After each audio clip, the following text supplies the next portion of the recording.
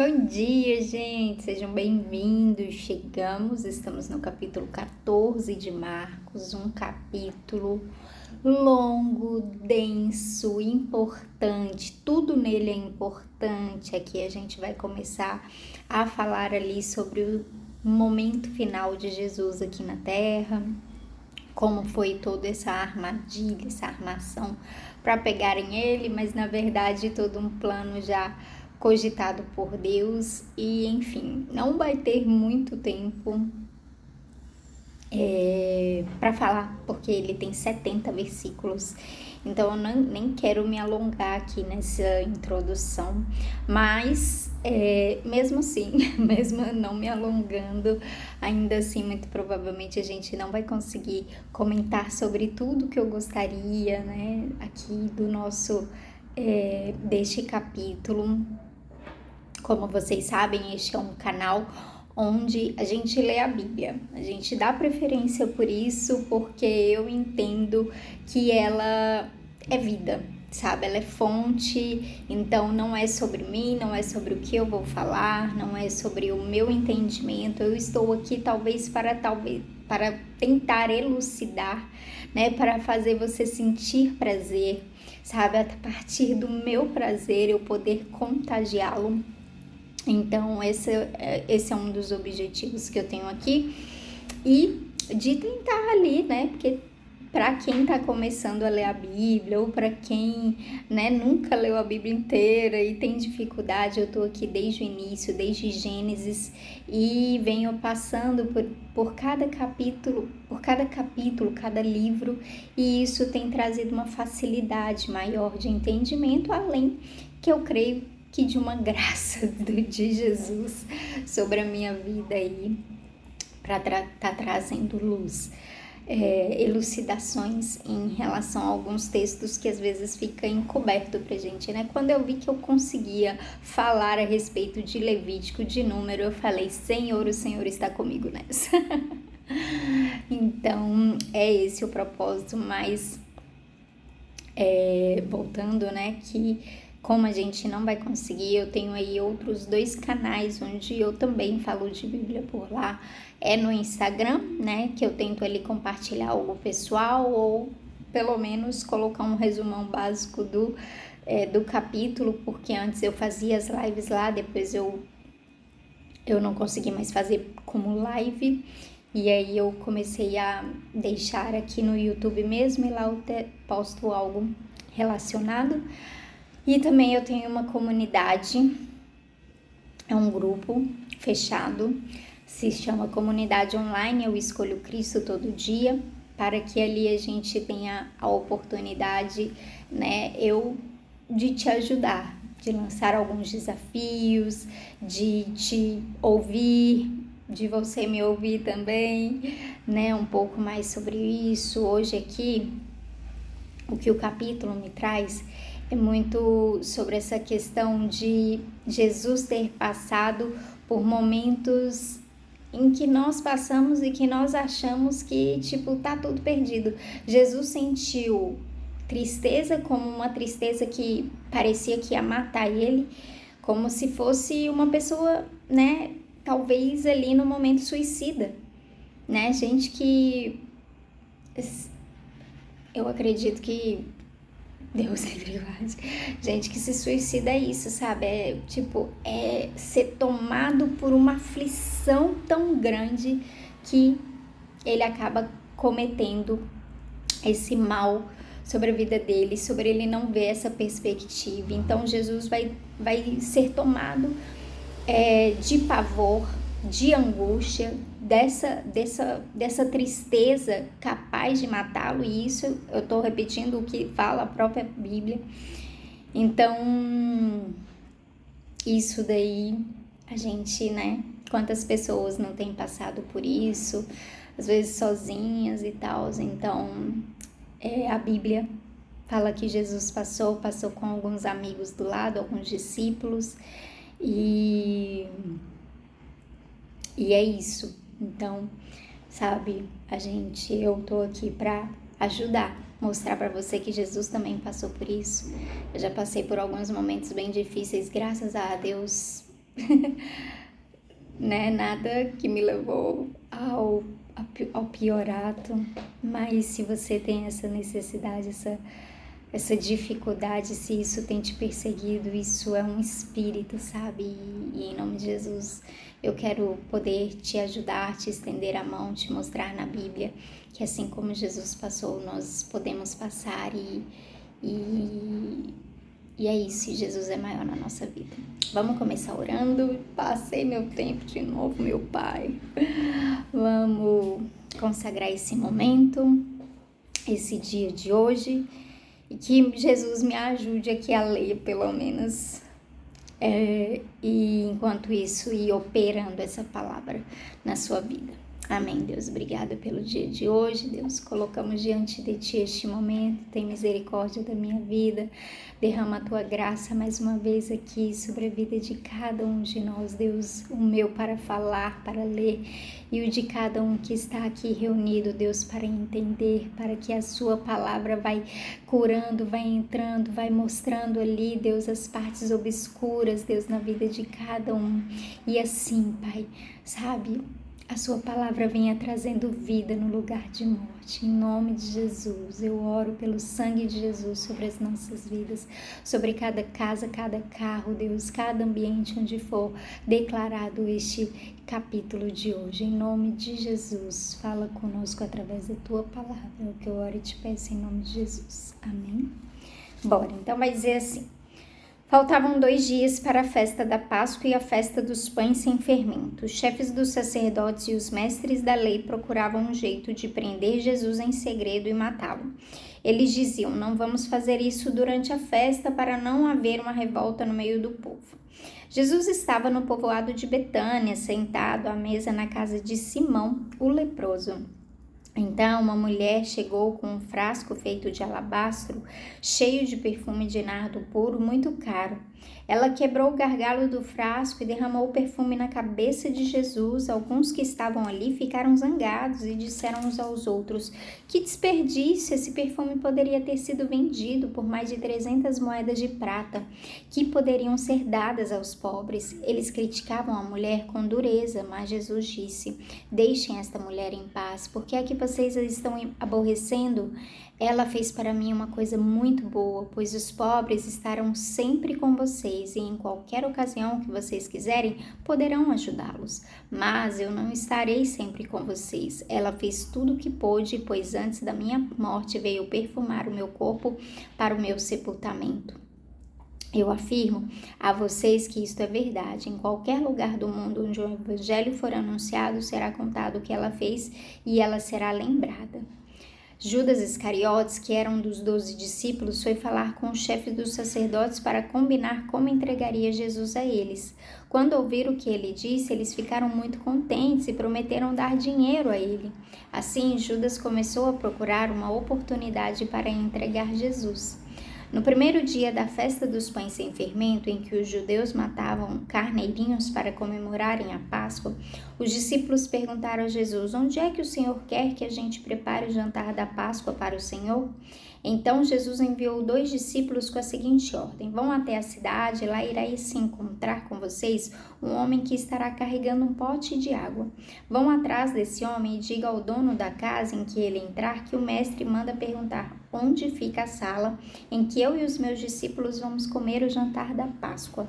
Então, ele mostrará a vocês no andar de cima uma sala grande, mobiliada e arrumada para o jantar. Preparem ali tudo para nós. Os 2 discípulos foram até a cidade e encontraram tudo como Jesus tinha dito. Então, prepararam o jantar da Páscoa. Quando anoiteceu, Jesus chegou com os 12 discípulos. Enquanto estavam à mesa, no meio do jantar, ele disse, eu afirmo a vocês que isto é verdade, um de vocês que está comendo comigo vai me trair. Eles ficaram tristes e um por um começaram a perguntar, o Senhor não está achando que sou eu, está? Jesus respondeu, é um de vocês, é o que está comendo no mesmo prato que eu. Pois o Filho do Homem vai morrer da maneira como dizem as Escrituras Sagradas, mas há daquele que está traindo o Filho do Homem. Seria melhor para ele nunca ter nascido. Enquanto estavam comendo, Jesus pegou o pão e deu graças a Deus.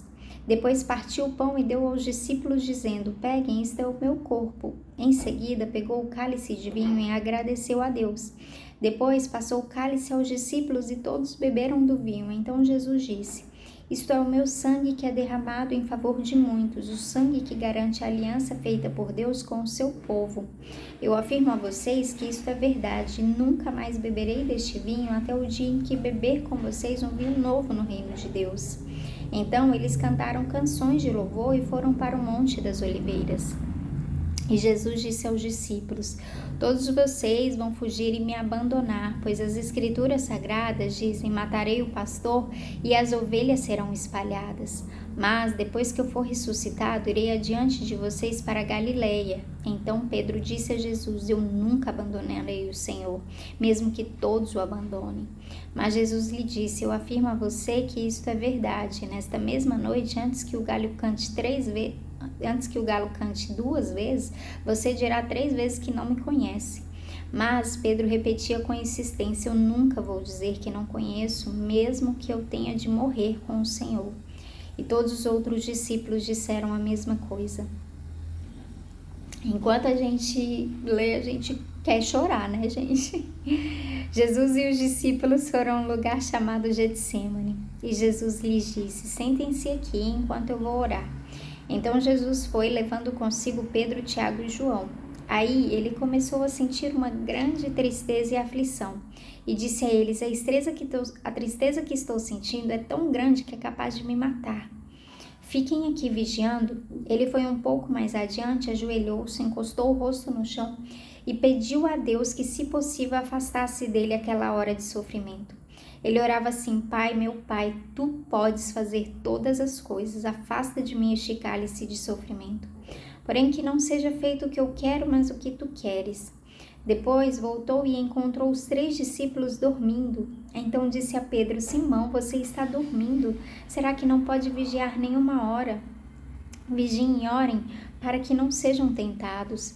É fácil querer resistir à tentação, difícil mesmo é conseguir. Jesus foi outra vez e orou dizendo as mesmas palavras. Em seguida voltou ao lugar onde os discípulos estavam e os encontrou de novo dormindo. Eles estavam com muito sono e não conseguiam ficar com os olhos abertos, e não sabiam o que responder a Jesus. Quando voltou pela 3ª vez, Jesus perguntou: Vocês ainda estão dormindo e descansando? Basta, chegou a hora e o Filho do Homem está sendo entregue nas mãos dos maus. Levantem-se e vamos embora. Vejam, aí vem chegando o homem que está me traindo.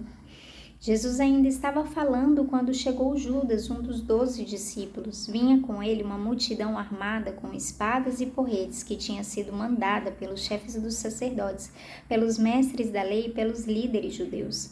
O traidor tinha combinado com eles um sinal. Ele tinha dito: Prendam e levem bem seguro o homem que eu beijar, pois é ele. Logo que chegou perto de Jesus, Judas disse: Mestre, e o beijou. Então eles pegaram Jesus e o prenderam, mas um dos que estavam ali tirou a espada, atacou um empregado do grande sacerdote e cortou uma orelha dele. Então Jesus disse para aquela gente: Vocês vêm com espadas e porretes para me prenderem como se eu fosse um bandido? Eu estava com vocês todos os dias ensinando no pátio do templo e vocês não me prenderam. Mas isso está acontecendo para se cumprir o que as Escrituras Sagradas dizem. Então todos os discípulos abandonaram Jesus e fugiram. Um jovem enrolado num lençol seguia Jesus. Alguns tentaram prendê-lo, mas ele largou o lençol e fugiu nu. Em seguida levaram Jesus até a casa do grande sacerdote, onde estavam reunidos os chefes dos sacerdotes, alguns líderes dos judeus e alguns mestres da lei. Pedro seguiu Jesus de longe e entrou no pátio da casa do grande sacerdote. Ele sentou-se perto do fogo com os guardas para se esquentar. Os chefes dos sacerdotes e todo o conselho superior estavam procurando encontrar alguma acusação contra Jesus a fim de o condenarem à morte. Mas não conseguiram nenhuma. Muitos diziam mentiras contra ele, mas as suas histórias não combinavam umas com as outras. Alguns se levantaram e acusaram Jesus com mentiras. Eles diziam: Nós ouvimos quando ele disse: Vou destruir este templo que foi construído por seres humanos, e em 3 dias levantarei outro que não será construído por seres humanos. Mesmo assim, as suas histórias não combinavam umas com as outras. Aí o grande sacerdote se levantou no meio de todos e perguntou a Jesus: você não vai se defender dessa acusação? Mas Jesus ficou calado e não respondeu nada. Então, o grande sacerdote tornou a perguntar: você é o Messias, o Filho de Deus? Do Deus bendito? Jesus respondeu: sou, e vocês verão o Filho do Homem sentado no lado direito de Deus Todo-Poderoso e descendo com as nuvens do céu. Aí o grande sacerdote rasgou as suas próprias roupas e disse: não precisamos mais de testemunhas. Vocês ouviram esta blasfêmia contra Deus. Então, o que resolvem? Todos estavam contra Jesus e aí o condenaram à morte. Então, alguns começaram a cuspir nele, cobriam o rosto dele, davam bofetadas nele e perguntavam: quem foi que bateu em você? Adivinhe. E também os guardas o pegaram e lhe deram bofetadas. Pedro ainda estava lá embaixo no pátio, quando apareceu uma das empregadas do grande sacerdote. Ela viu Pedro se esquentando perto do fogo, olhou bem para ele e disse: você também estava com Jesus de Nazaré. Mas ele negou, dizendo: eu não o conheço, não sei do que é que você está falando. E saiu para o corredor. Naquele momento, o galo cantou. Quando a empregada viu Pedro ali, começou a dizer ao que estavam perto: este homem é um deles. Mas ele negou outra vez. Pouco depois, as pessoas que estavam ali disseram de novo a Pedro: não há dúvida de que você é um deles, pois você também é da Galileia. Aí Pedro disse: eu juro que não conheço esse homem de quem vocês estão falando. Que Deus me castigue se não estou dizendo a verdade. Naquele instante, ai meu Deus, o galo cantou pela segunda vez e Pedro lembrou o que Jesus lhe tinha dito: antes que o galo cante 2 vezes, você dirá 3 vezes que não me conhece. Então, Pedro caiu em si e começou a chorar. E é isso. Eu não sei como vocês, mas enquanto eu leio as Escrituras Sagradas, essa palavra arde no meu coração. Se não está acontecendo isso com você, eu te convido a continuar aqui, né, no YouTube com a gente. Eu te convido a entrar para a comunidade, para você aprender a ter esse prazer pela palavra, para você deixar... dizem que a palavra de Deus é uma espada de 2 gumes que vai penetrando ali juntas e medulas. É uma espada inflamada que arde no nosso peito e no nosso coração. E cada palavra que a gente lê, a gente fica... ou a gente sente uma alegria, ou a gente sente, sabe, uma comoção. E é uma coisa que vai ardendo, que vai queimando, que vai pegando, que vai subindo, que vai dando vontade de chorar. Ou às vezes de rir. Ou vai sendo engraçado, ou vai sendo duvidoso, ou vai sendo... controverso. A palavra de Deus, ela tem esse poder em nós de mexer tudo dentro de nós, toda a nossa entranha, em todas as nossas estruturas. Por isso que eu acho tão importante a palavra de Deus. Como eu disse, meu tempo já está se esgotando. Nós lemos aqui mais de 70 versículos hoje. Não tem como eu falar. Eu escolhi uma parte para falar. Tudo é importante. Tudo.